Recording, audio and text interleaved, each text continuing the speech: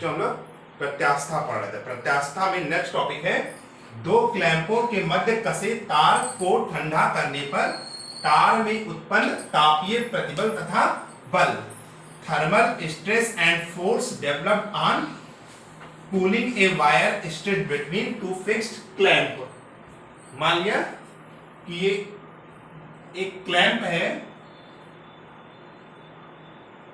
P Q, ये एक clamp है, इसके बीच में एक तार कसा है, ठीक है। इस तार की लंबाई क्या है, L है। तो जब तार ठंडा होगा तो क्या होता है, उसकी लंबाई में कुछ कमी हो जाती है, ठीक है। देखा होगा गर्मियों में तार क्या होते हैं, लटक जाते हैं, वायर जो होते हैं, और जाड़े में कुछ टाइट हो जाते हैं। तो माना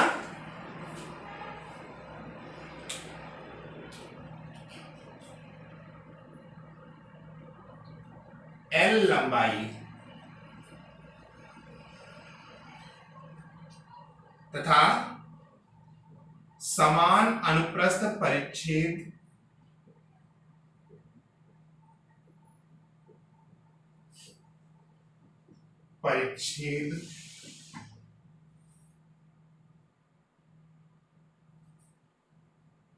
क्षेत्रफल A, समान अनुपात परिच्छेद के क्षेत्रफल A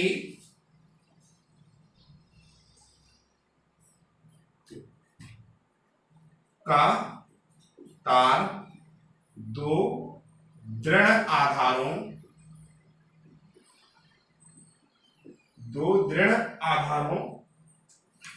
P व Q के मध्य कसा है।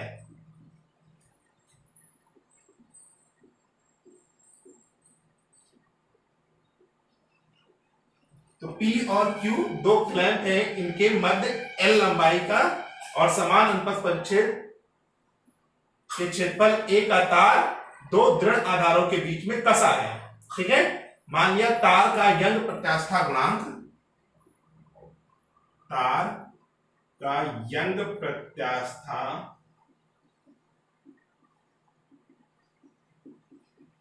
गुणांक जो है वो y है, तथा तार का अनुदैर्ध्य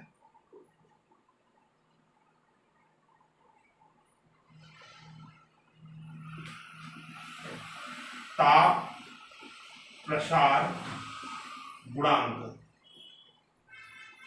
ये अल्फा है। जब भी ठोस है, अगर हम ठोसों को ताप वृद्धि करें तो उसके आकार में परिवर्तन होता है, ठीक है। तो अगर उसके लंबाई के अंदर परिवर्तन होता है तो उसमें जो ताप प्रसार गुणांक होता है उसको अनुदैर्ध्य ताप प्रसार गुणांक कहते हैं, अनुदैर्ध्य ताप प्रसार गुणांक कहते हैं। इसका डिटेल में अध्ययन नेक्स्ट चैप्टर है ताप, वहां पे करेंगे। यहाँ पे इसका हम फॉर्मूला यूज कर ले रहे हैं, ठीक है। इसको डिटेल में जब अध्ययन करेंगे तो इसको नेक्स्ट टॉपिक जो है ताप वाले चैप्टर में हम ताप प्रसार गुणांक का डिटेल में अध्ययन करेंगे, ठीक है। माना तार के ताप में डेल्टा T डिग्री सेंटीग्रेड की कमी होने पर, माना तार के ताप में डेल्टा T डिग्री सेंटीग्रेड की कमी होने पर तार की लंबाई में कमी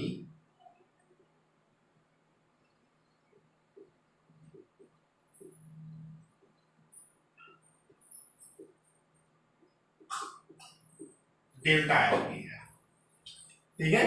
तार की लंबाई में जो कमी हो रही है वो डेल्टा L की हो रही है। तो तार का अनुदैर्ध्य प्रसार गुणांक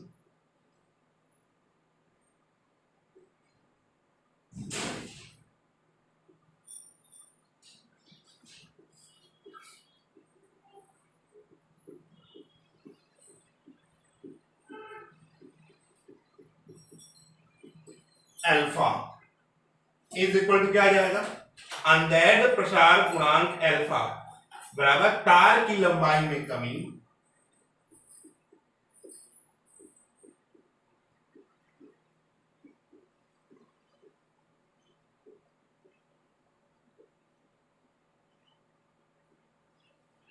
बटे तार की प्रारंभिक लंबाई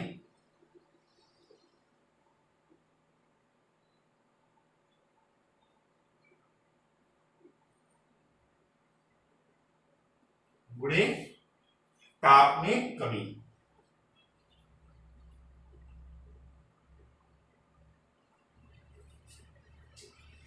ये फॉर्मूला होता है, ठीक है। अंदैर्ध्य ताप प्रसार गुणांक बराबर ठोस की लंबाई में कमी बटे उसकी प्रारंभिक लंबाई गुणे ताप परिवर्तन यानी ताप में कमी। यानी अल्फा इक्वल क्या होता है, लंबाई में परिवर्तन बटे तार की प्रारंभिक लंबाई गुणे ताप परिवर्तन।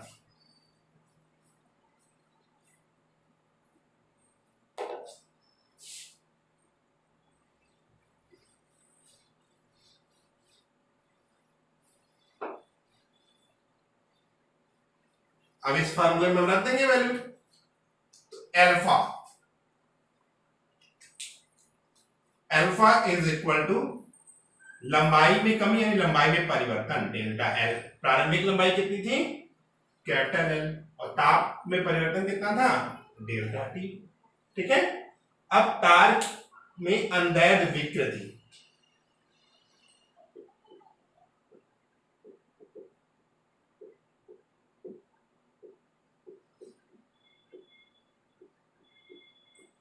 अंदैर्ध्य विकृति क्या होता है बेटा, फॉर्मूला क्या होता है इसका, डेल्टा एल अपान एल यानी लंबाई में परिवर्तन बटे प्रारंभिक लंबाई। ठीक है। अब यहां से डेल्टा एल अपान एल कितना हो जाएगा, alpha into delta T, cross multiplication कर लोगे तो delta L upon L is equal to alpha into delta T. ये कितना हो गया, अल्फा इंटू डेल्टा टी।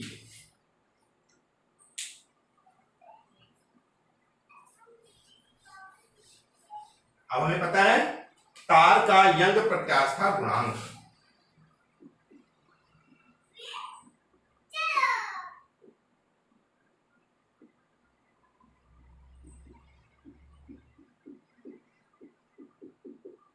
तार का यंग प्रत्यास्था गुणांक y बराबर अनुदैर्ध्य प्रतिबल बटे अनुदैर्ध्य विकृति।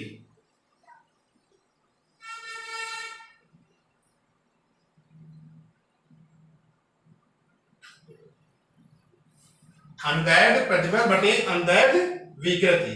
अब यहां से अनुदैर्ध्य प्रतिबल कितना हो जाएगा, अनुदैर्ध्य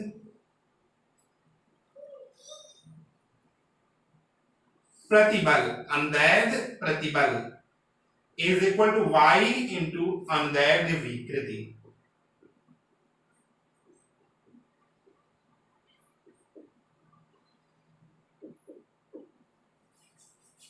तो अनुदैर्ध्य प्रतिबल बराबर y इंटू अनुदैर्ध्य विकृति।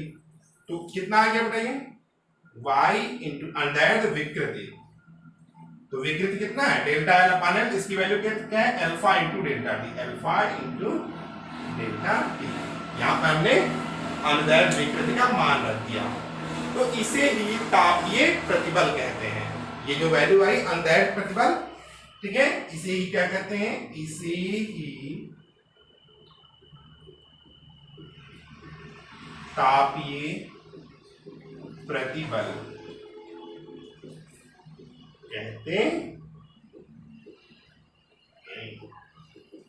तो तार में उत्पन्न हमें तापीय प्रतिबल ज्ञात करना, तो तार में उत्पन्न तापीय प्रतिबल कितना आ गया, y into alpha into delta T. ये क्या है, तार में उत्पन्न तापीय प्रतिबल।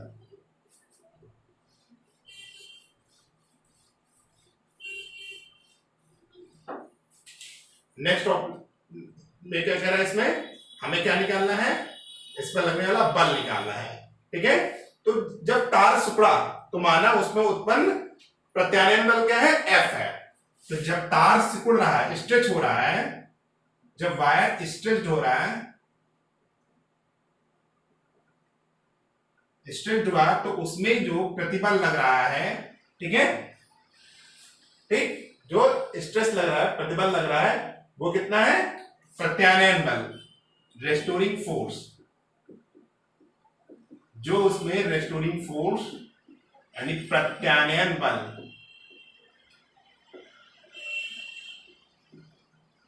जो उसमें प्रत्यानयन बल लग रहा है, वो मान लिया कि वो बल F है। ठीक है, तो तापीय प्रतिबल कितना हो जाएगा, तापीय प्रतिबल, प्रतिबल बराबर क्या होता है, बल बटे क्षेत्रफल, प्रतिबल बटे क्षेत्रफल। तो क्या हो गया, F upon A, F upon A। और अभी हमने तापीय प्रतिबल का मान क्या निकाला है, y into alpha into delta T. तो यहां से F इज इक्वल टू कितना हो गया, y into alpha into delta T into A। ठीक है, तो दो क्लैंपों के मध्य कसे तार को ठंडा करने पर उसमें जो बल लग रहा है, वो बल क्या हो जाएगा, F is equal to y into alpha into delta T into A। यही उसमें उत्पन्न बल होगा, यही तार में उत्पन्न बल है।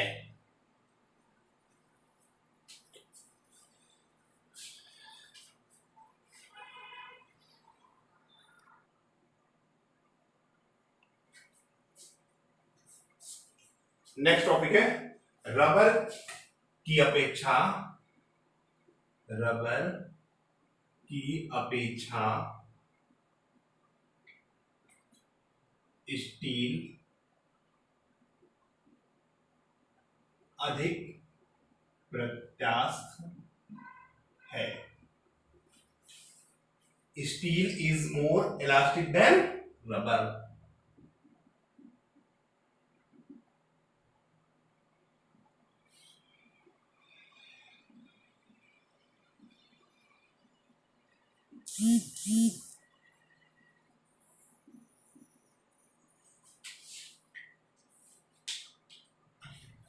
ठीक है, मान लिया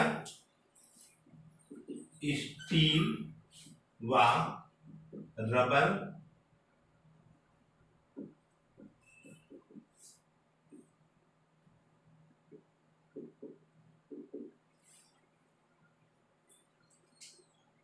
की तार की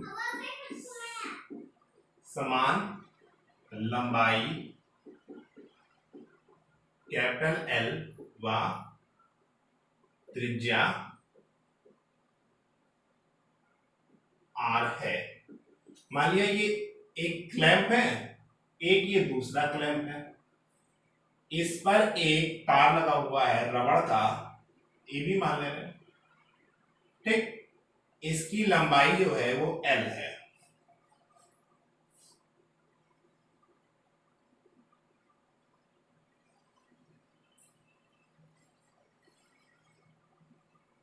CD मान ले रहे हैं, ठीक है, ये स्टील है, क्या है, AB, ये स्टील है और ये रबर का तार है CD, इसकी भी लंबाई क्या है, L है। अब इन दोनों पर समान भार M लटकाया जाता है, तो समान भार L लटकाने पर स्टील की जो लंबाई में वृद्धि है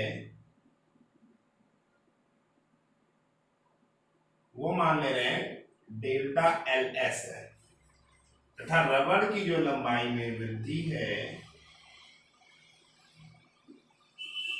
ये मान लिया डेल्टा LR है। ठीक है, अब हमें क्या मालूम है, कि जो भी समान द्रव्यमान का अगर समान भार लटकाया जाए तो रबड़ की लंबाई में वृद्धि ज्यादा होगी, यानी delta L R is greater than delta L S. ठीक है, अब हमें यंग प्रत्यास्था गुणांक का फॉर्म पता है। यंग प्रत्यास्था गुणांक y इज इक्वल टू क्या होता है, अनडेड प्रतिबल बटे अनडेड विकृति। तो क्या होता है फॉर्मूला, प्रतिबल इज इक्वल टू एफ अपान ए और विकृति क्या होता है डेल्टा एल अपान एल, ये फॉर्मूला होता है। तो यहां से क्या आ जाएगा, F into L upon A into delta L, तो यंग प्रत्यास्था गुणांक y, ये फॉर्मूला होता है। यानी यंग प्रत्यास्था गुणांक y is equal to F into L upon A into delta L, जहां एफ क्या है प्रत्यानयन बल है, एल क्या है तार की लंबाई बटे अनुप्रस्थ काट का क्षेत्रफल गुणे लंबाई में परिवर्तन। तो ये आ गया। तो अब हम इस फार्मूले से स्टील के लिए यंग प्रत्यास्था गुणांक निकाल लेंगे। तो स्टील के लिए यंग प्रत्यास्था गुणांक Y S is equal to क्या हो जाएगा, एफ इंटू इसकी प्रारंभिक लंबाई कितनी है एल है, F into L whole divide by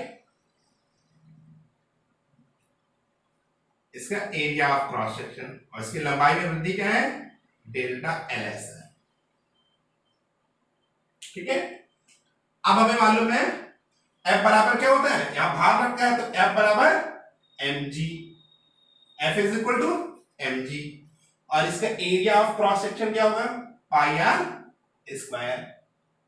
तो अब F और A की वैल्यू हम यहां पे रख दें इसी वाले इक्वेशन में। तो Y S is equal to क्या आ जाएगा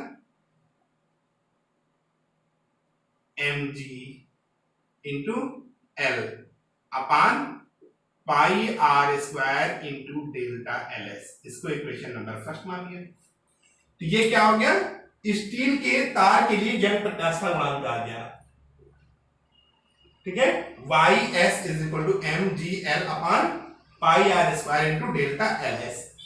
अब ऐसे ही हम रबड़ के लिए यंग प्रत्यास्था गुणांक निकाल लेंगे।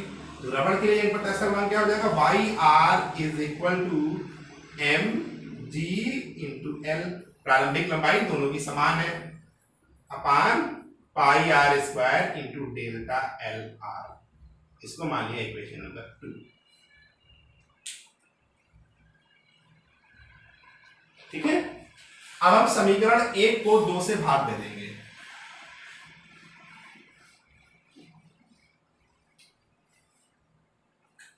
समीकरण 1 भागे समीकरण 2।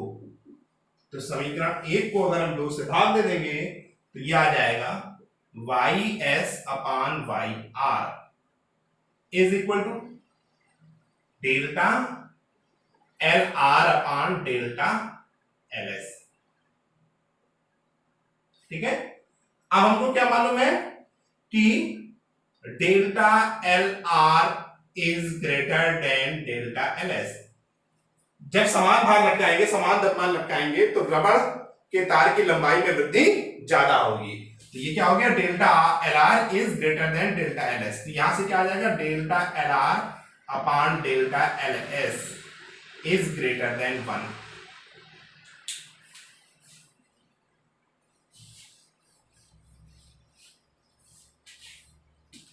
Is greater than 1।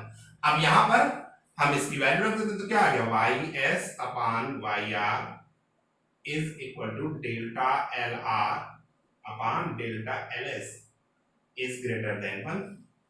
तो क्या आ जाएगा, देयरफॉर यहां से Y S upon Y R is also greater than 1। तो Y S is greater than Y R. ठीक है, ठीक, ये प्रूफ हो गया। ठीक है, स्टील रबड़ से अधिक प्रत्यास्थ होती है। तो इस डेरिवेशन से हमें क्या पता चल गया कि steel is more elastic than rubber.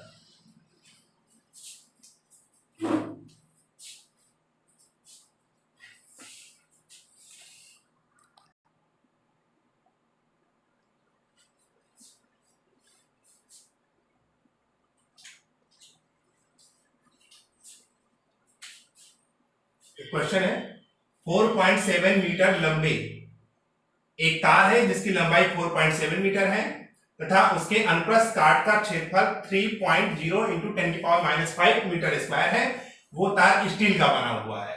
एक तार तांबे का तार है जिसकी लंबाई 3.5 मीटर है 3.5 मीटर है और उसके अनुप्रस्थ परिच्छेद का क्षेत्रफल 4.0 इंटू 10⁻⁵ मीटर स्क्वायर है। तांबे के तार पर दिए गए समान परिमाण के भारों को लटकाने पर उनकी लंबाइयों में समान वृद्धि होती है। तब हमें स्टील तथा तांबे के यंग प्रत्यास्था गुणांक का अनुपात ज्ञात करना है। यानी क्वेश्चन कह रहा है कि दो तार है, एक स्टील का है और एक तांबे का तार है, दोनों पर समान भार लटकाने पर लंबाई में वृद्धि दोनों में समान हो रही है।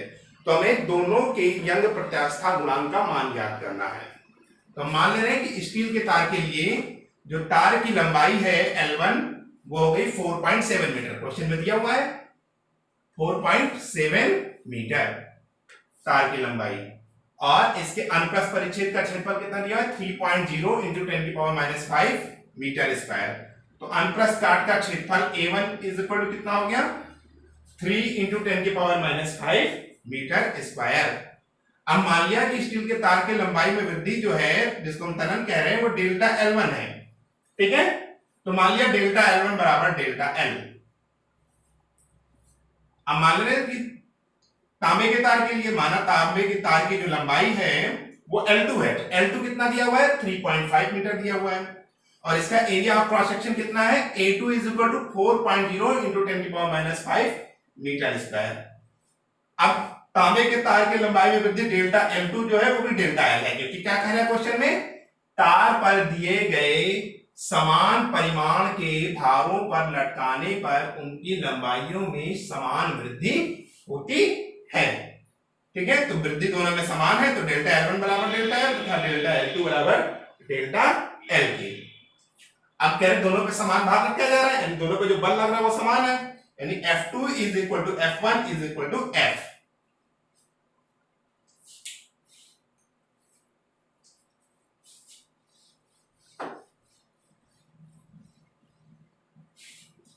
अब मान ले रहे हैं कि जो स्टील का जो तार है, स्टील के तार का यंग प्रत्यास्था गुणांक Y1 है तथा तांबे के तार का यंग प्रत्यास्था गुणांक Y2 है। अब स्टील के तार के लिए क्या हो गया Y1 इज इक्वल टू, तो ये स्टील के तार का यंग प्रत्यास्था गुणांक क्या होता है फॉर्मूला F1/A1, ठीक है। यंग प्रत्यास्था गुणांक बराबर प्रतिबल बटे विकृति, तो F1/A1 तो क्या हो गया डेल्टा L1/L1 तो क्या आ गया F1L1 delta L1 into A1। तो यहां से Y1 इज इक्वल टू हमने क्या माना है F1 बराबर F2 is equal to F के, तो ये F हो गया, ठीक। और स्टील के तार की लंबाई 4.7 है तो ये हो गया 4.7 मीटर बटे डेल्टा L1, तो ये कितना यहां पर हमने माना है डेल्टा L माना है, तो ये हो गया डेल्टा L इंटू इसका A1 कितना है 3.0 इंटू 10⁻⁵। इसको इक्वेशन नंबर फर्स्ट मान ले रहे हैं। अब ऐसे ही Y2 कितना हो जाएगा Y2 is equal to F2 L2 upon delta L2 into A2। तो F2 की वैल्यू जो है वो F है, L2 कितना है 3.5 है, डेल्टा L2 कितना है 4 into 10⁻⁵, 4 into 10⁻⁵ into delta L। इसको हम इक्वेशन नंबर 2 मान लेंगे, ठीक है। अब हम क्या करेंगे इक्वेशन 1 और 2 को डिवाइड कर देंगे, ठीक है।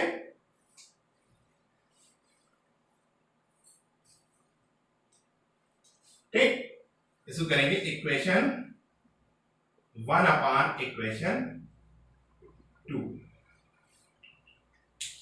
अब डिवाइड करते हैं, तो जब डिवाइड करेंगे तो क्या आ जाएगा ये y1 upon y2 is equal to, ये हो जाएगा 4 into 4.7 upon 3 into 10⁻⁻5 into delta L into, जो डिवाइड करोगे इसको तो ये टर्म ऊपर चला जाएगा और ये टर्म नीचे आ जाएगा। ठीक है, तो कितना हो जाएगा 4 into 10⁻⁻5 into delta L upon f into 3.5, f into 3.5। अब यहां से आ जाएगा y1 upon y2 is equal to delta L L cut जाएगा, ये एफ एफ कट गया, डेल्टा एल एल कट गया। ठीक है, तो इसको सॉल्व करेंगे तो हो जाएगा, और 10⁻⁻5 ये भी ऊपर जाएगा, +5 यानी 10⁻0 की वैल्यू 1, तो ये आ जाएगा 4 इंटू 4.7 डिवाइड बाई 3 इंटू 3.5, इसको मल्टीप्लाई कर देते हैं तो ये हो जाएगा y1 upon y2 is equal to 18.8 upon 10.5। इसको जब भाग देंगे तो आ जाएगा 1.79, या ये लगभग इसको लिख सकते हो 1.8।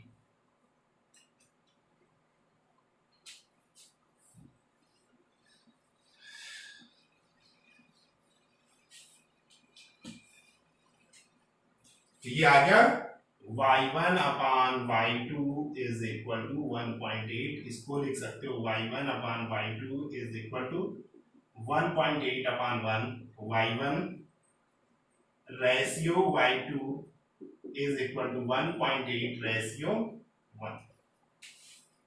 तो स्टील तथा तांबे के यंग प्रत्यास्था गुणांक का अनुपात क्या आ गया, y1 अनुपाते y2 is equal to 1.8 ratio 1, यानी y1 अनुपात y2 बराबर 1.8 अनुपाते 1, यही हमारा आंसर होगा।